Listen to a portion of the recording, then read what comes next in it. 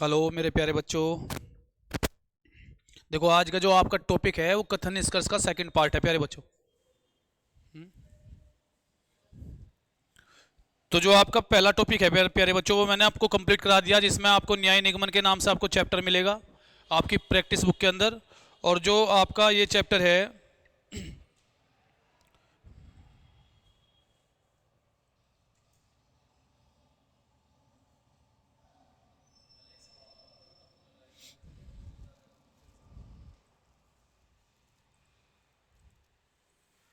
इसमें किस टाइप के क्वेश्चन मिलेंगे प्यारे बच्चों देखते हैं।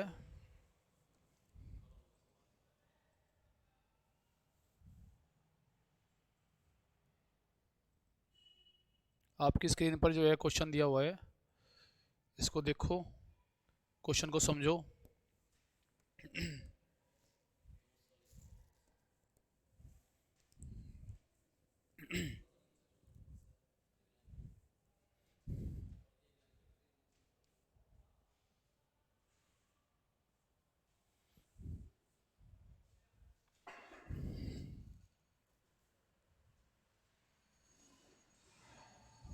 आपकी स्क्रीन पर जो क्वेश्चन दिखाई दिया है प्यारे बच्चों, इस टाइप के क्वेश्चन बहुत एग्जाम में पूछे जाते हैं।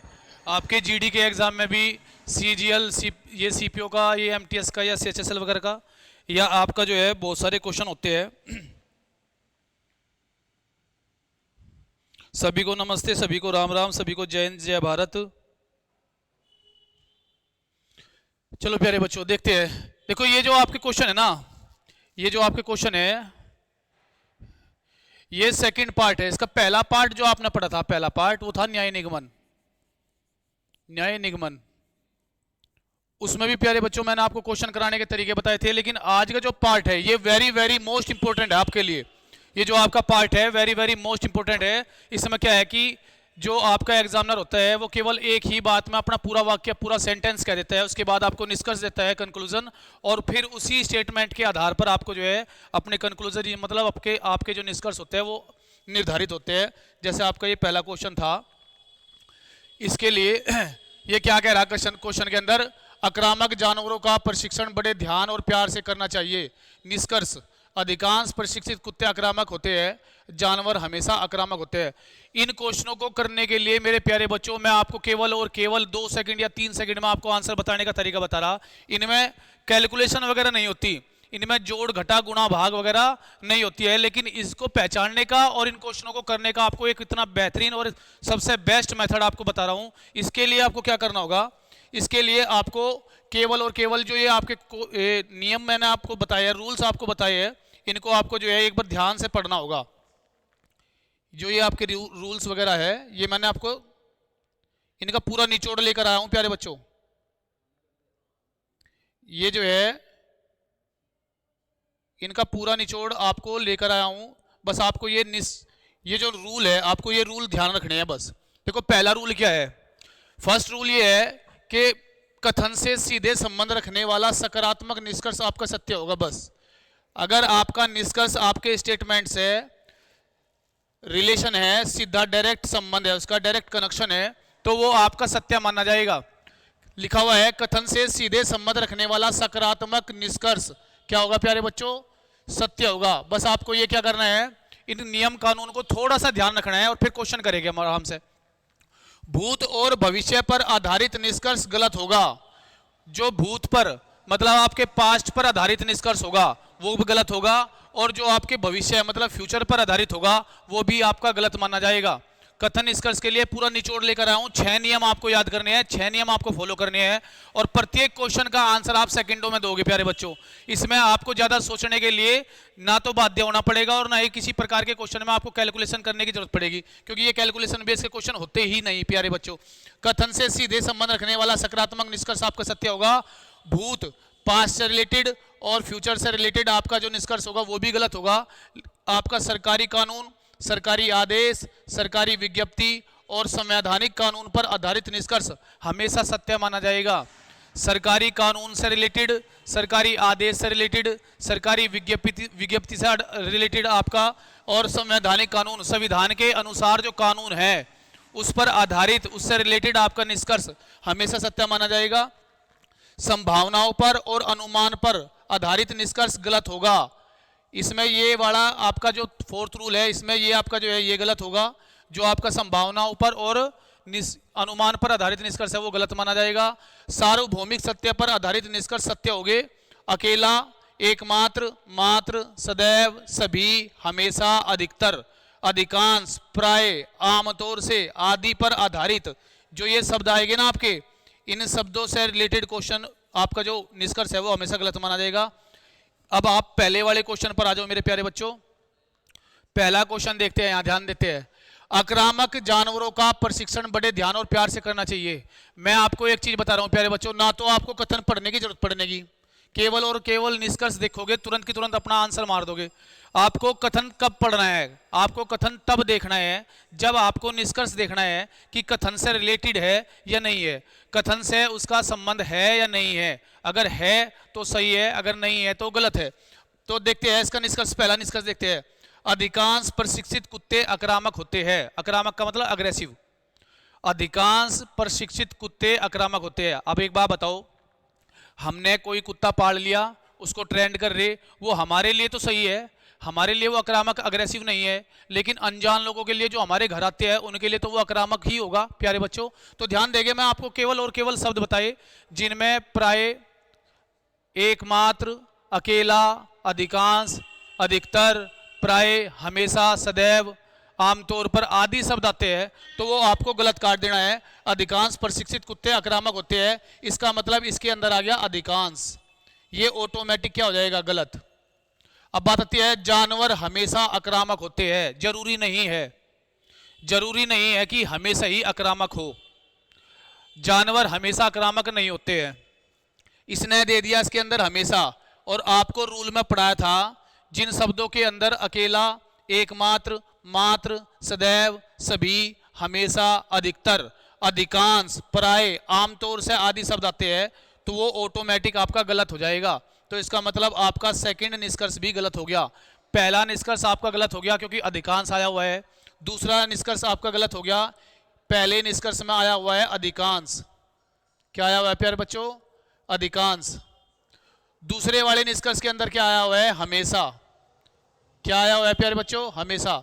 इसका मतलब आपका डी ऑप्शन हो जाएगा, न तो निष्कर्ष फर्स्ट और न ही आपका सेकंड निष्कर्ष निकलता है। क्लियर है यहां तक बात? तो नेक्स्ट क्वेश्चन को देखते हैं। अब इस नेक्स्ट क्वेश्चन को देखते हैं प्यारे बच्चों। नेक्स्ट क्वेश्चन पे भी आपको ध्यान देना है, जो जो चीजें आपको बताई है केवल उसी पे ध्यान देना है प्यारे बच्चों। ये आपका क्वेश्चन है सामने स्क्रीन पर, और जल्द से जल्द इसका कमेंट दो। डी ऑप्शन होगा प्यारे बच्चों, सभी का, मैक्सिमम बच्चों का डी है। सभी को राम राम, सभी को नमस्ते, सभी को जय हिंद जय भारत। कथन है, आजकल के बच्चे माँ बाप के नियंत्रण में नहीं है। आजकल के बच्चे माँ बाप के नियंत्रण में नहीं है। निष्कर्ष देखते हैं, अधिकांश माँ बाप अपने कार्यों में व्यस्त होते हैं। अब इसमें फिर अधिकांश आ गया आपका, इसका मतलब आपके पहले वाले में तो आ गया अधिकांश, ये तो ऑटोमेटिक, ये तो आपका ऑटोमेटिक ही क्या हो गया? गलत हो गया। अधिकांश आने से क्या हो गया? गलत हो गया प्यारे बच्चों। दूसरा है, टेक्नोलॉजी माँ बाप और बच्चों में अंतर का कारण है। टेक्नोलॉजी माँ बाप और बच्चों में अंतर का कारण है। क्या लगता है आपको, सही है कि गलत है? भाई बच्चे मोबाइल चला रहे हैं, आजकल के बच्चे मोबाइल चलाते हैं, ऐसी ऐसी एप्लीकेशन, ऐसे ऐसे शॉर्ट वीडियोस ऐप देखते हैं, वेब सीरीज, मूवी, है ना, गेम आजकल ऐसे ऐसे आ रहे हैं कि गेम से ही पैसा कमा रहे बच्चे, है ना, अपना खर्चा खुद निकाल रहे। और माँ बाप जो है उनसे सही तरीके से मोबाइल चलाना भी नहीं आता, वो है ना टेक्नोलॉजी के मामले में पिछड़ गए और हम टेक्नोलॉजी के मामले में उनसे आगे बढ़ गए। इसका मतलब हमारा जो है ये टेक्नोलॉजी का, ये टेक्नोलॉजी भी कारण है। माँ बाप के बीच में अंतर आने का जो टेक्नोलॉजी, ये भी कारण है। तो ये कह रहे हैं ना कि आजकल के बच्चे माँ बाप के नियंत्रण में नहीं है, तो नियंत्रण का मतलब ये टेक्नोलॉजी भी इसका एक कारण हो सकती है। इसका मतलब आपका कौन सा ऑप्शन बनेगा प्यारे बच्चों? बी। क्या बनेगा इसका? B option. केवल और केवल निष्कर्ष सेकंड निकलता है।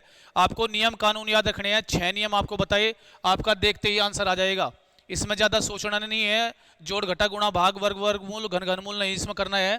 तो अगला क्वेश्चन देखते हैं प्यारे बच्चों, मेरे प्यारे प्यारे लाडले बच्चों, अगला क्वेश्चन देखते हैं।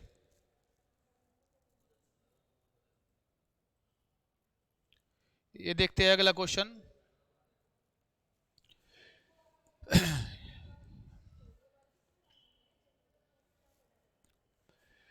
कथन है कोई देश इन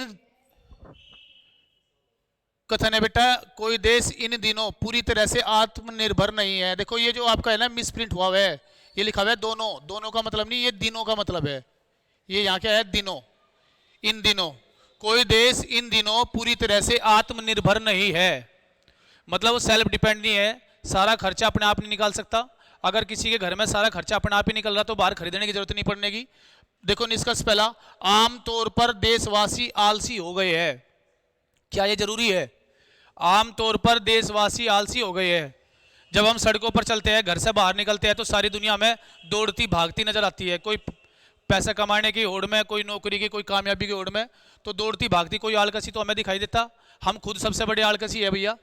तो देखो इसके अंदर आ गया आमतौर से। अभी बताया था ना क्वेश्चन में आपको 6 नियम पढ़ाए, 6 नियम याद है तो क्वेश्चन को देखते ही कर दोगे। आमतौर से बोल दिया उसने, आमतौर पर देशवासी आलसी हो गए, इसका मतलब आपका पहला निष्कर्ष यहां गलत हो गया, आमतौर की वजह से। सेकंड की बात करते हैं, हर चीज को विकसित करना और उसका उत्पादन करना संभव है। हर चीज को विकसित करना और उसका उत्पादन करना संभव है जिसकी देश को आवश्यकता होती है। क्या आपको यह लगता है? क्या आपको लगता है कि हर चीज का विकास, हर चीज को विकसित और उसका प्रोडक्शन हम कर सकते हैं देश में? क्योंकि बहुत सारी चीजें हमारे देश में नहीं मिलती। बहुत सारी चीजें हमें चाइना से मंगानी पड़ती है, जापान से मंगानी पड़ती है, अमेरिका से मंगानी पड़ती है, मतलब अन्य देशों से हमें मंगानी पड़ती है। बहुत सारी चीजें ऐसी होती है प्यारे बच्चों जो हमारे यहाँ मौजूद नहीं है, वो हमें बाहर से क्या करनी होती है, हमें इंपोर्ट करनी होती है। इसका मतलब आपका ध्यान देंगे, ये कह रहा है ना हर चीज, देखो बताया था ना जहां सभी सदैव हर, हर का मतलब भी सभी होता है, यहाँ भी आपका हर चीज आ गया, इसका मतलब हर चीज, हर का मतलब सभी, इसका मतलब ये भी आपका गलत हो गया क्योंकि हर चीज हमारे देश में नहीं है। किसी भी देश में हर चीज नहीं होती, आप समझ रहे? हर चीज किसी के देश में, किसी भी देश में नहीं होती। हाँ मैक्सिमम हो जाती है लेकिन 100% नहीं होती। इसने कह दिया हर चीज, हर चीज का मतलब 100%। तो भैया कुछ देश ऐसे होते हैं कि जहाँ 99 या 90% या 85% तक मिल सकता है रॉ मटेरियल, लेकिन फिर भी उसको टेक्नोलॉजी या लेबर या फिर बहुत सारी चीजें ऐसी है जो बाहर से खरीद के उसको असेंबल्ड करनी पड़ेगी अपने देश में। तो कहने का मतलब ये है कि हर चीज नहीं विकसित कर सकते हम अपने देश में, फिर भी हमें कुछ ना कुछ चीजों के लिए दूसरे देशों पर निर्भर रहना पड़ेगा। इसका मतलब ये है कि आपका पहला भी गलत और दूसरा भी गलत, इसका मतलब आपका डी ऑप्शन मेरे प्यारे बच्चों हो जाता है। सर एक बात बता दो, जैसा आमतौर पर अधिकांश या आ जाए तो वो क्वेश्चन गलत है। क्वेश्चन गलत नहीं बेटा, वो निष्कर्ष गलत हो जाएगा। जिस भी निष्कर्ष के अंदर, जिस निष्कर्ष के अंदर आमतौर पर या अधिकांश आ जाए, आपको निचोड़ बताया है पूरा, रीजनिंग निकालने का निचोड़ होता है। जिसके पास टेक्निक है वो जल्दी कर लेता है रीजनिंग को 100% एक्यूरेसी के साथ, और जिसके पास टेक्निकल नहीं होती है, टेक्नोलॉजी या फिर एक टेक्निक नहीं होती है, तो वो उसमें अड़ज पड़ज रहता है, उलझा रहता है और बाकी बच्चे आगे निकल जाते हैं। तो हमें क्या है कि अपने माइंड में ना ग्रो करनी पड़ेगी, कुछ चीजें जो है ग्रो करनी पड़ेगी। आपको अभी नियम के बारे में बताया था कि ये आपके कुछ नियम है, इनको अगर आपको ध्यान रहेगा तो आपका कथन निष्कर्ष का और कथन तर्क और कथन अवधारणा और कथन कारण, ये बहुत सारे चैप्टर है जो केवल नियमों पर आधारित चलते हैं। ये सारा निचोड़ लेकर आया हूं मैं आपके पास, नहीं तो क्वेश्चन को पढ़ते ही रह जाएंगे हम। तो ये आपके सारे के सारे क्या है, 6 नियम है, आपको केवल 6 नियमों पर क्या करना है प्यारे बच्चों, ध्यान देना है। तो आपका ये आपका डी ऑप्शन हो जाएगा। अगला क्वेश्चन देखते हैं प्यारे बच्चों। अगला क्वेश्चन भी आपके स्क्रीन पर आ चुका है, आप इस पर फोकस करें और जो नियम बताए आपको आप स्क्रीनशॉट ले सकते हो, मैं आपको बाद में दिखा दूंगा उसको। देखो आपके स्क्रीन पर एक क्वेश्चन और आ गया है, गुणवत्ता का मूल्य होता है भारत शिक्षा के लिए बहुत सारी निधि आवंटित कर रहा है। आवंटित का मतलब बांटना। गुणवत्ता का मूल्य होता है भारत शिक्षा के लिए, एजुकेशन के लिए, एजुकेशन पर्पस से भारत क्या कर रहा है कि गांव गांव, जिला जिला, डिस्ट्रिक्ट वाइज, स्टेट वाइज, पूरे ओवर ऑल इंडिया में शिक्षा को, एक शस्त्र शिक्षा को जो है सभी तक पहुंचाने के लिए योजनाएं चलाई जाती है। सरकारें क्या करती है, योजनाएं चलाती है, और फिर क्या होता है कि एनजीओ के थ्रू या फिर किसी संस्थान या सेंटर या किसी भी प्रकार की यूनिवर्सिटी के थ्रू क्या है कि हर बच्चे तक शिक्षा का जो अधिकार है वो पहुंच जाए। उसके लिए भारत क्या कर रहा कि निधि को, निधि का मतलब होता है पैसा, पैसा बांट रहा। अब देखो आपका पहला जो निष्कर्ष है, निधि आवंटित करने से भारत में शिक्षा की गुणवत्ता जल्द ही सुधर जाएगी। निधि आवंटित करने से भारत में शिक्षा की गुणवत्ता जल्द ही सुधर जाएगी। देखो आपके कथन में भी निधि के बारे में और गुणवत्ता के बारे में, किसके, शिक्षा की गुणवत्ता के बारे में बात चली हुई है।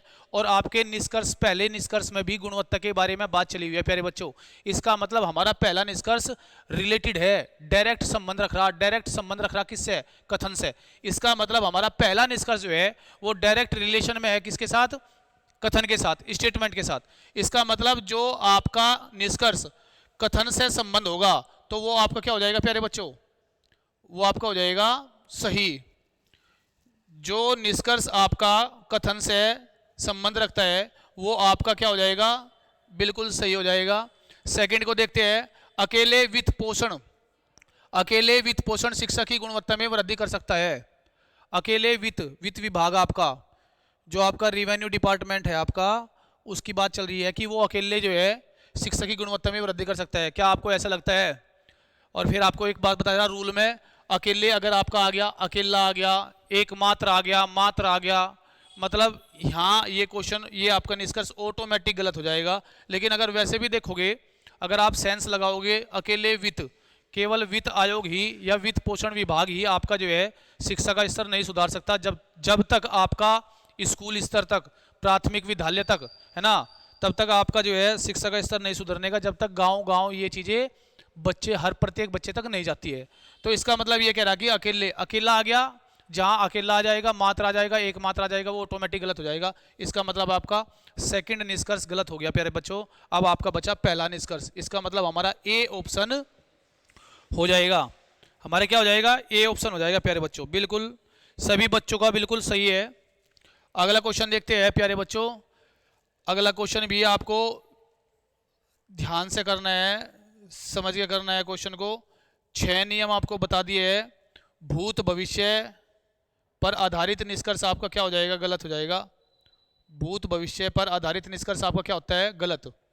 भूत भविष्य पर आधारित निष्कर्ष क्या होता है आपका, गलत। संभावनाओं पर, अनुमान पर आधारित निष्कर्ष आपका गलत हो जाता है।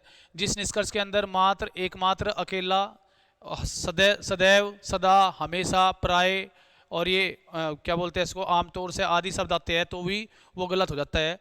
इसके बाद आपको बता कि सार्वभौमिक सत्य पर आधारित निष्कर्ष आपके सही होंगे। यूनिवर्सल ट्रूथ जो सभी के लिए सही है, जैसे सूर्य पूर्व से निकलता है, ये सभी के लिए सही है, तो इसका मतलब ये सभी के लिए सही है, तो ये हमारे लिए भी सही हो जाएगा। हमारा निष्कर्ष में अगर सार्वभौमिक सत्य या मतलब यूनिवर्सल ट्रूथ से संबंधित कोई बात आती है तो ऑटोमेटिक सही हो जाता है प्यारे बच्चों। यहाँ तक क्लियर है ना सभी का? यहाँ तक सभी बच्चों का क्लियर है? यहाँ तक सभी बच्चों का क्या है कि क्लियर है, बिल्कुल। चलो जी देखते हैं। कथन है आपका, कोई देश इन दिनों पूरी तरह से आत्मनिर्भर नहीं है। ये दोनों नहीं, मैंने आपको बताया था ना, ये क्या है, दिनों। ये दोनों नहीं मिसप्रिंट हो गया आपका, लेकिन ये क्या है, इन दिनों। आमतौर पर, ये तो बेटा आपको करा देता ना, आमतौर पर आ गया, देखो इसका मतलब ये गलत हो गया। हर चीज यहाँ पे आ गई, इसका मतलब ये भी आपका गलत हो गया। तो आपका ये क्या हो जाएगा, डी ऑप्शन हो जाएगा। नेक्स्ट क्वेश्चन देखते हैं।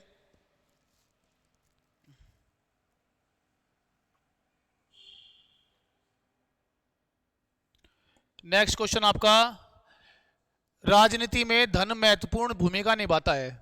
ये स्टेटमेंट है, राजनीति में धन महत्वपूर्ण भूमिका निभाता है, ये आपका स्टेटमेंट है। निष्कर्ष क्या है, गरीब व्यक्ति कभी राजनीतिज्ञ नहीं बन सकता। गरीब व्यक्ति कभी राजनीतिज्ञ नहीं बन सकता। दूसरा क्या है, सभी धनी व्यक्ति राजनीति में हिस्सा ले सकते हैं। सभी व्यक्ति राजनीति में हिस्सा ले सकते हैं। आप एक बात बताओ प्यारे बच्चों, अभी राजनीति में धन, कथन के अंदर क्या चला हुआ है, राजनीति में धन महत्वपूर्ण होता है। बताओ, राजनीति में कथन में बोला है कि धन जो है वो इंपॉर्टेंट है। अब बताओ गरीब आदमी के पास धन कहां से आ जाएगा? जब गरीब आदमी के पास धन नहीं होगा प्यारे बच्चों, तो वो कहां से नेता बन जाएगा? तो वो राजनीति में पैर ही नहीं रख सकता बेचारा, उसको पैसे की सपोर्ट चाहिए। आपको भी पता है कि गांव जो है प्रधानी के इलेक्शन होते हैं तो कितना खर्चा करते हैं। गांव के प्रधान ही जब इतना खर्चा करते हैं तो गरीब इंसान के बस की बात नहीं होती है प्यारे बच्चों बिना पैसे के। इसका मतलब ये बात सही कह रहा, गरीब व्यक्ति कभी राजनीतिज्ञ नहीं बन सकता। गरीब व्यक्ति कैसे बन जाएगा? लोकतांत्रिक होते हुए भी हमारा देश जो है सही तरीके से आज़ाद नहीं है प्यारे बच्चों। अभी भी हमें बहुत सारी चीज़ों से आज़ाद होना है। लोकतांत्रिक होने के बाद भी हमारा देश आज़ाद नहीं है, हमें अभी भी बहुत सारी चीज़ों से आज़ाद होना है। हमें एक तो ये शिक्षा, जो आपकी शिक्षा चली हुई है कि हर बच्चा शिक्षित होने के बाद भी बेरोजगारी से जूझ रहा। अभी हमें बेरोजगारी से भी आज़ाद होना है ना। एक हमारे घर में हम मिडिल क्लास फैमिली से है या लो क्लास फैमिली से बिलोंग करते हैं, तो बहुत सारी समस्याएं हमारे घर से जुड़ जाती है हमारे साथ, तो हमें उन समस्याओं से भी आज़ाद होना है। तो एक शिक्षा का, केवल शिक्षा का हथियार ही आपको इन सभी चीज़ों से आज़ाद कर सकता है मेरे प्यारे बच्चों। तो पहला आपका सही हो गया, गरीब व्यक्ति कभी राजनीतिज्ञ नहीं बन सकता क्योंकि गरीब के पास धन नहीं होता है। तो इसका मतलब ये है कि पहला निष्कर्ष आपका बिल्कुल डायरेक्ट रिलेट है किससे, आपके कथन से।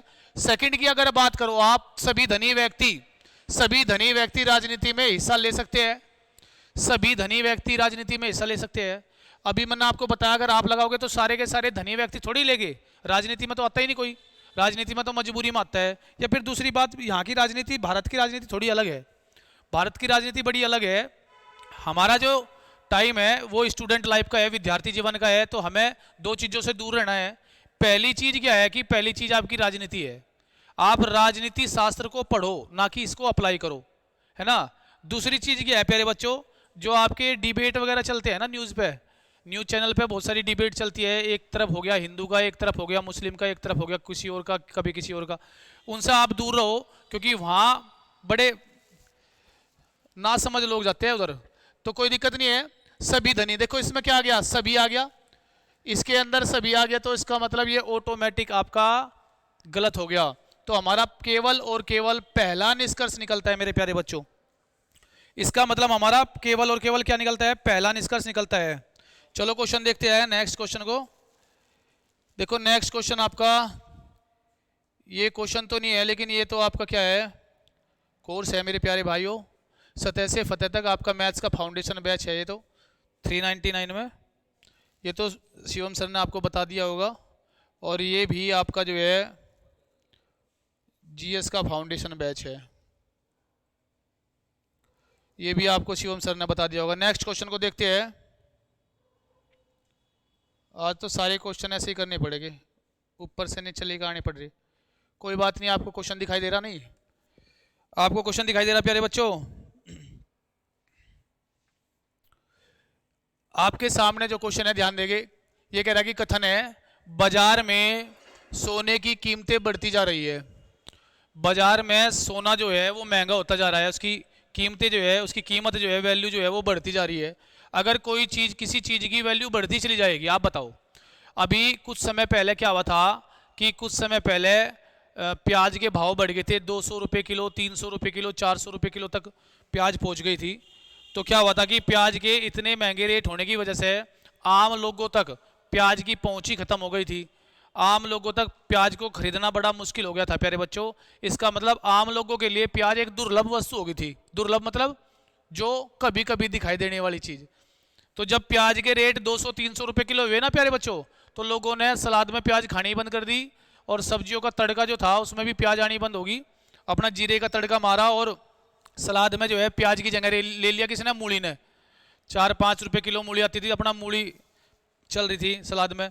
तो जो चीज़ महंगी होती जाती है धीरे धीरे वो लोगों की पहुंच से दूर होती जाती है, और जब लोगों की पहुंच से दूर होती है ना प्यारे बच्चों, तो इसका मतलब वो लोगों के लिए दुर्लभ बन जाती है, दुर्लभ।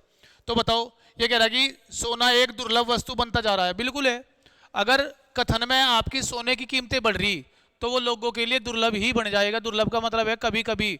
अब बताओ, जिसका बजट होगा वो खरीदेगा। तो इसका मतलब ये पहला तो आपका जो निष्कर्ष है ये कथन से बिल्कुल संबंध रख रहा। लोग हमेशा सोना खरीद सकते हैं, ऐसा लगता है आपको? पहली बात तो इसके अंदर आ गया हमेशा, इसके अंदर क्या आ गया प्यारे बच्चों, हमेशा। और जहां हमेशा आ जाता है तो इसका मतलब वो क्या हो जाता है, गलत। तो आपका कौन सा निष्कर्ष निकलता है, केवल और केवल फर्स्ट निष्कर्ष आपका प्यारे बच्चों निकलता है इससे। कोई दिक्कत तो नहीं है प्यारे बच्चों। नेक्स्ट क्वेश्चन को देखते हैं मेरे भाइयों। जो आपका नेक्स्ट क्वेश्चन है इसको आपको करना है, जल्द से जल्द आपको कमेंट कर देना है अपना आंसर को। दिखाई दे रहा नहीं आपको?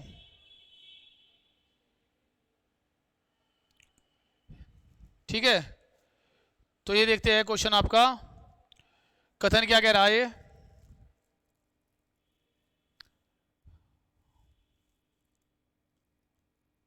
कथन में देखो क्या कह रहा है। देखो कथन में क्या कह रहा है, अधिक वोट बैंक के चक्कर में, अधिक वोट बैंक के चक्कर में सरकार योजनाएं चलाती है। कथन में आया है कि ज़्यादा से ज़्यादा वोट पाने के चक्कर में, है ना, तो सरकारें क्या करती है कि योजनाएं चलाती है। सरकारें वैसे भी योजनाएं चलाती है ताकि हर चीज़ जो है योजना के तहत तक हर आदमी तक पहुंच जाए, आम नागरिक तक उसकी पहुंच हो जाए। तो योजनाएं ऐसे भी चलती है। चलो कोई बात नहीं, कथन के हिसाब से हमें चलना है। अधिक वोट बैंक के चक्कर में सरकार योजनाएं चलाती है। पहला निष्कर्ष क्या है? अधिकतर लोग योजना के चक्कर में वोट करते हैं। अधिकतर लोग योजना के चक्कर में वोट करते हैं प्यारे बच्चों, अभी बताया था, इसके अंदर आ गया अधिकतर। अधिकतर, अधिकांश, एकमात्र, मात्र, अकेला, सदैव, हमेशा आदि शब्द आते हैं तो वो आपका क्या हो जाएगा? ऑटोमेटिक गलत हो जाएगा। योजना का लाभ और वोट करना प्रत्येक व्यक्ति का मूलभूत अधिकार है। अभी आपको नियम में बताया था नहीं कि सरकारी कानून, सरकारी सलाह, सरकारी विज्ञप्ति और संवैधानिक कानून, संविधान के अनुसार कानून, इससे रिलेटेड आपका निष्कर्ष हमेशा सत्य माना जाएगा। देखो क्या कह रहा है, योजना का लाभ प्राप्त करना और वोट करने का अधिकार जो है वो प्रत्येक व्यक्ति का मूलभूत अधिकार है। देखो मूलभूत अधिकार का मतलब होता है मौलिक अधिकार, है ना। मूलभूत अधिकार का मतलब क्या होता है? मौलिक अधिकार। अब बताओ, मौलिक अधिकार तो आपके संविधान के अधिकार है। मौलिक अधिकार तो प्यारे बच्चों आपके संविधान के अधिकार है। इसका मतलब ये हुआ कि आपका सेकंड निष्कर्ष सही हो जाता है क्योंकि इसमें संवैधानिक कानून दिए गए हैं। तो इसका मतलब पहला निष्कर्ष आपका गलत हो गया। इसका मतलब आपका कौन सा निष्कर्ष सही हो जाएगा? बी निष्कर्ष आपका सही हो जाता है। नेक्स्ट क्वेश्चन देखते हैं। नेक्स्ट क्वेश्चन देखते हैं प्यारे बच्चों।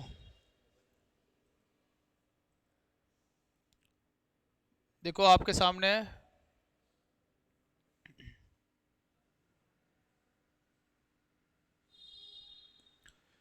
देखो कथन क्या कह रहा है। ऊंट रेगिस्तान में लोगों को एक स्थान से दूसरे स्थान की यात्रा करने के लिए अनिवार्य है। ऊंट जो है रेगिस्तान में एक जगह से दूसरी जगह जाने के लिए क्या है कि अनिवार्य है। ये तो चलो इसका स्टेटमेंट है, निष्कर्ष पर लेते हैं। रेगिस्तान में ऊंट यात्रा करने का एकमात्र सस्ता साधन है। रेगिस्तान में ऊंट यात्रा करने का एकमात्र सस्ता साधन है। इसके अंदर आ गया एकमात्र। क्या आ गया प्यारे बच्चों? एकमात्र आ गया तो ये ऑटोमेटिक क्या हो जाएगा? गलत हो जाएगा। राजस्थान में तो बहुत सारी चीज़ें हैं, तो ये एकमात्र आने की वजह से आपका पहला निष्कर्ष क्या हो जाता है? गलत। अब दूसरे की बात करेंगे। ऊंट गर्मियों में पानी के अभाव में रह सकता है तथा ऊंट के पैर रेत के लिए अनुकूलित होते हैं। बिल्कुल सही है, बिल्कुल सही कह रहा प्यारे बच्चों।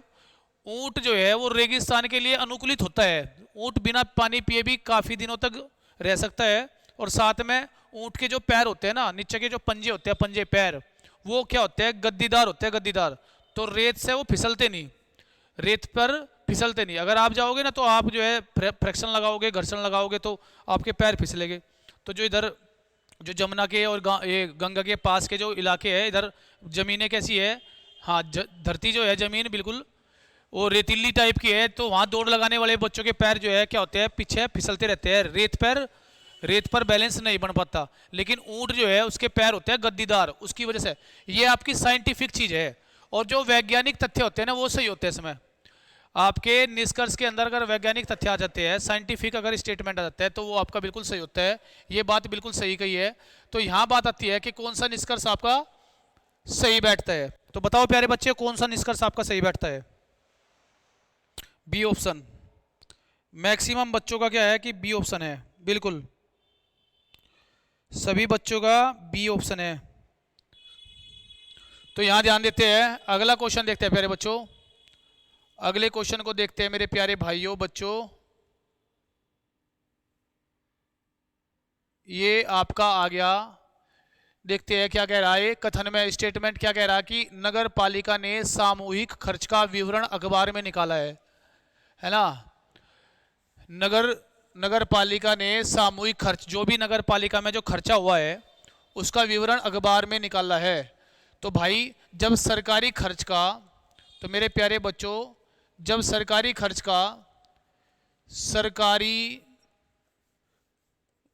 का जो विवरण अखबार में आता है, खर्च का जो विवरण अखबार में आता है, अखबार में, न्यूज़पेपर के अंदर, अखबार या न्यूज़पेपर के अंदर जो आता है उसको बोलते हैं हम सरकारी विज्ञप्ति। उसी को बोलते हैं हम सरकारी विज्ञप्ति, है ना। विज्ञापन अलग चीज है, विज्ञप्ति अलग चीज है। दोनों का मतलब एडवर्टाइजमेंट करना, ऐड करना। लेकिन सरकारी खर्च का अगर विवरण जो है अखबार में आ गया तो उसको बोलते हैं हम सरकारी विज्ञप्ति। आपको तीसरा रूल पढ़ा था, सरकारी कानून, सरकारी सलाह, सरकारी विज्ञप्ति से रिलेटेड आपका निष्कर्ष बिल्कुल सही होगा।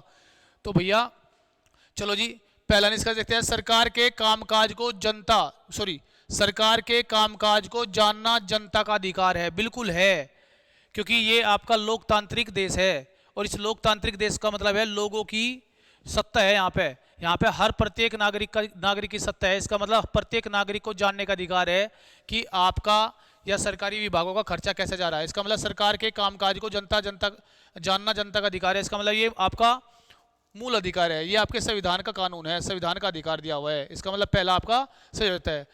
जनता सदैव इन पर ध्यान देती है, जनता सदैव इन पर ध्यान देती है। देखो ये आ गया सदैव, और जब सदैव आ जाता है, जब आपके निष्कर्ष के अंदर मात्र, एकमात्र, सदैव, हमेशा, प्राय, आमतौर पर, अधिकांश, अधिकतर ये शब्द आते हैं तो प्यारे बच्चों ऑटोमेटिक गलत हो जाता है। इसका मतलब हमारा केवल और केवल पहला ही निष्कर्ष निकला है, केवल और केवल पहला निष्कर्ष निकला है। बिल्कुल सभी बच्चों का ये है प्यारे बच्चों, मैक्सिमम बच्चों का आंसर बिल्कुल ए है। नेक्स्ट क्वेश्चन को देखते हैं आपका नेक्स्ट क्वेश्चन क्या कहता है और किस किस बच्चे का आंसर मैच करता है। बिल्कुल राइट, किस किस बच्चे का आंसर राइट मैच करता है। ये आपका निष्कर्ष है, आपका क्वेश्चन आपकी स्क्रीन पर है। कथन में क्या कह रहा है कि जीवन में ईमानदारी सबसे अच्छी नीति है।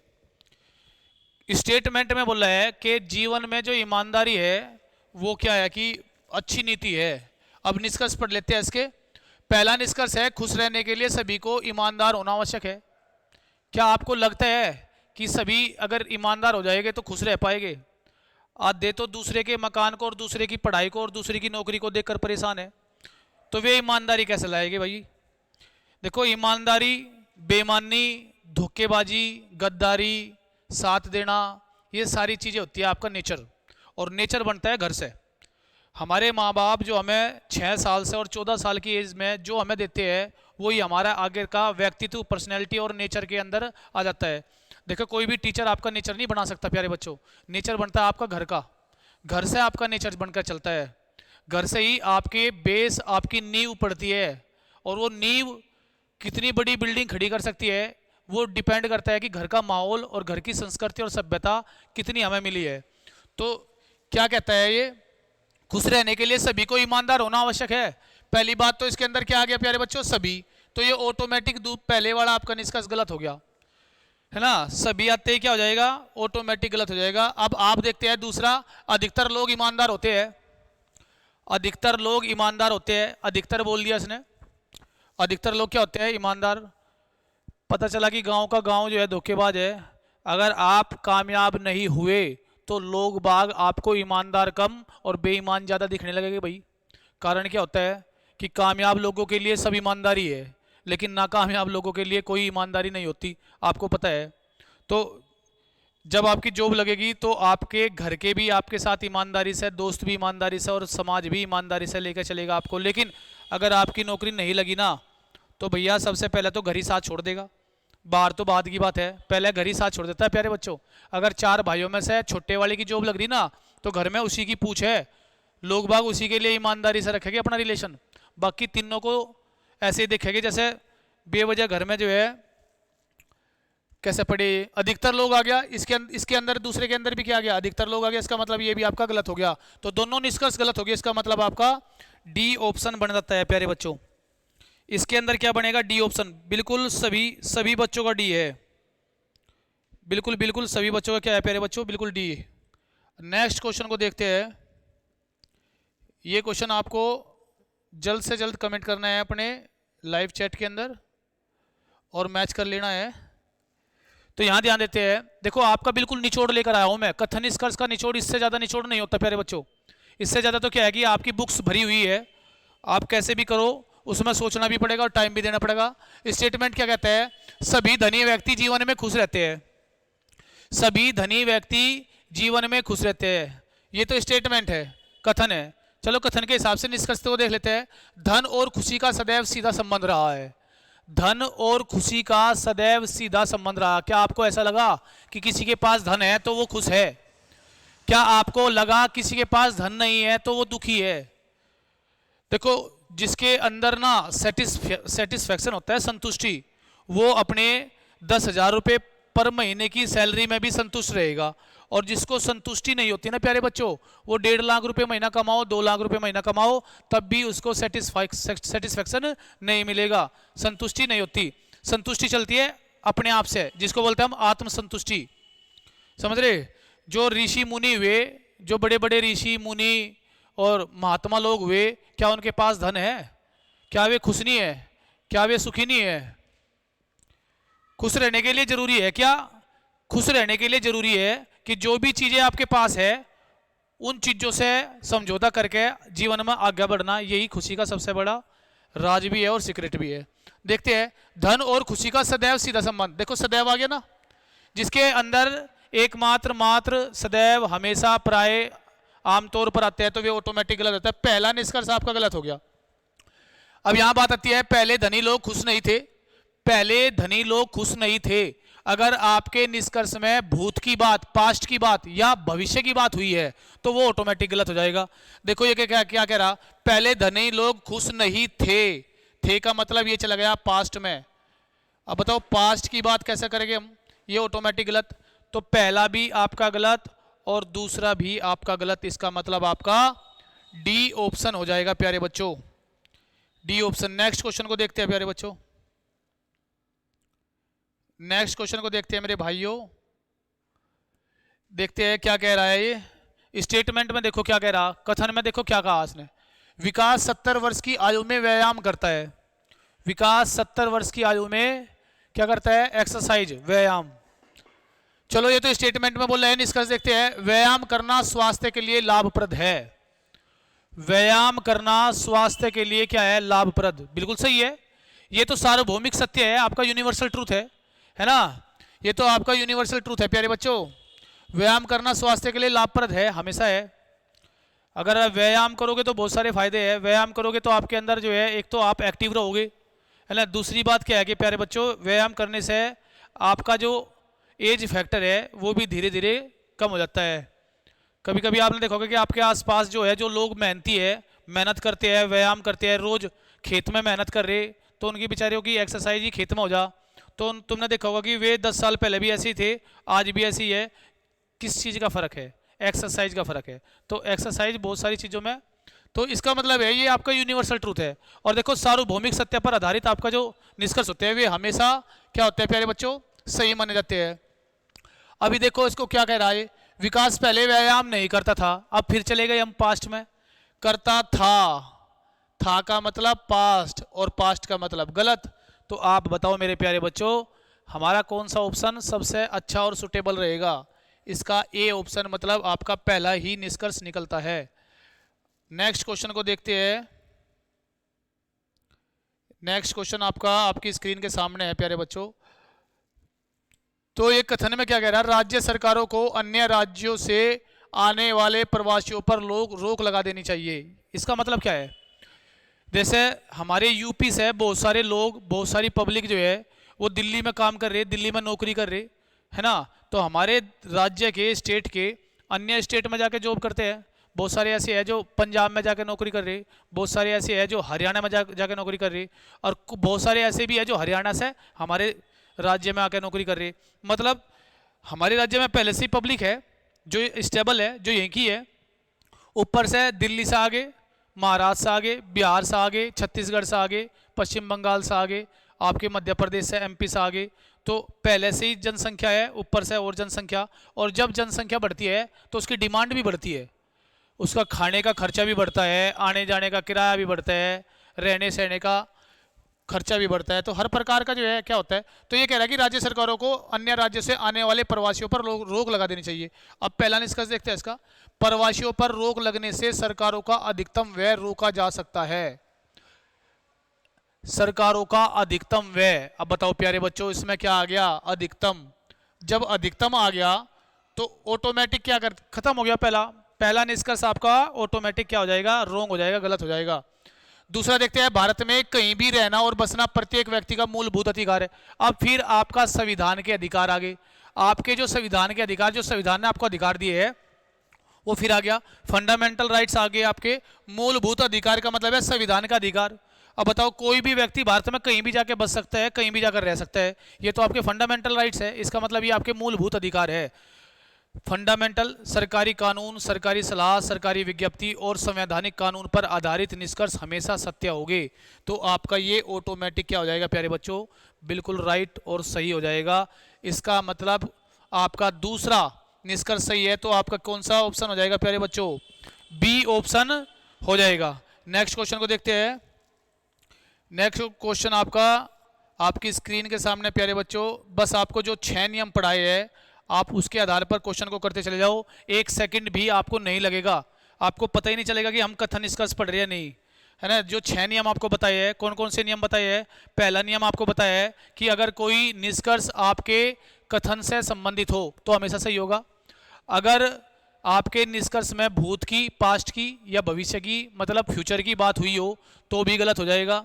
अगर आपके निष्कर्ष में संभावना, पॉसिबिलिटीज या किसी प्रकार की जो है अनुमान लगाया हुआ है तो भी आपका गलत हो जाएगा। अगर किसी निष्कर्ष के अंदर मात्र, एकमात्र, ये प्राय, हमेशा, सदैव, सदा, है ना, सभी, अकेले, आमतौर पर, प्राय आदि शब्द आते हैं तो भी आपका गलत हो जाएगा। और प्यारे बच्चों, अगर आपके निष्कर्ष में सार्वभौमिक सत्य मतलब यूनिवर्सल ट्रूथ की बात है तो सही माना जाएगा।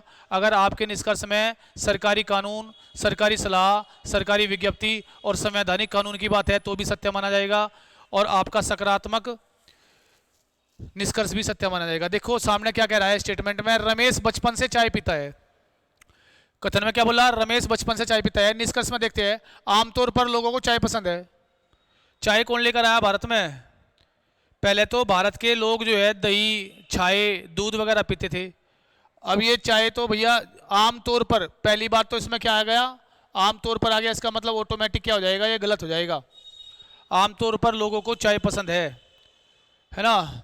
शहर में जाओगे तो चाय मिलेगी क्योंकि वहाँ दूध नहीं होता, मजबूरी में चाय पीनी पड़ती है भाई। चाय और कॉफ़ी में कैफीन के कारण लोगों को लत पड़ती है, बिल्कुल सही है। चाय के अंदर और कॉफ़ी के अंदर क्या होता है, एक कैफीन होता है जो मादक तत्व है आपका, जो हमें लत डालता है ना। जो चॉकलेट वगैरह होती है ना, इसके अंदर भी कैफीन होता है। और तंबाकू के अंदर होता है निकोटीन, तंबाकू के अंदर निकोटीन। तंबाकू की लत कब पड़ती है, निकोटीन के कारण। और चाय की और कॉफ़ी की आदत कैसे पड़ती है, इसकी पड़ती है भैया आप कहोगे कैफीन के कारण। तो ये तो आपका साइंस की बात है, और जो साइंटिफिक तथ्य है, साइंटिफिक जो आपका स्टेटमेंट है वो बिल्कुल सही माना जाएगा। तो साइंस, विज्ञान की बात है तो इसका मतलब ये आपका सही हो जाएगा। तो आपका दूसरा निष्कर्ष निकलता है, इसका मतलब आपका ऑप्शन बी ऑप्शन हो जाएगा प्यारे बच्चों। कल की क्लास में हम पढ़ेंगे कथन और तर्क। ये था आपका कथन और निष्कर्ष। न्याय निगमन आपका कंप्लीट करा दिया, कथन निष्कर्ष आपका कंप्लीट हो गया प्यारे बच्चों।